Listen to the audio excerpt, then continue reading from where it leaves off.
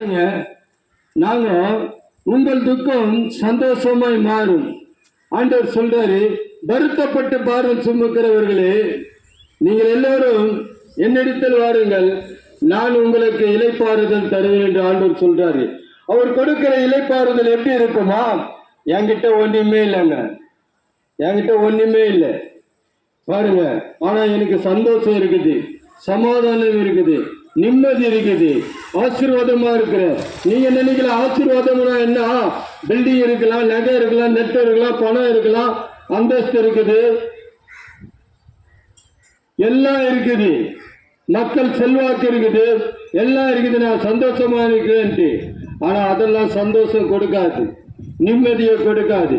என் ஆண்டவராகிய இயேசு கிறிஸ்து ஒருவராலத்தை நமக்கு சந்தோஷத்தை கொடுக்க முடியும், சமாதானத்தை கொடுக்க முடியும். வருத்தத்தில் இருக்கிறீங்களா? அந்த வருத்தத்தில் இருந்து விடுதலை கொடுக்க முடியும். கண்ணீரோடு இருக்கிறீர்களா? அந்த கண்ணீருக்கு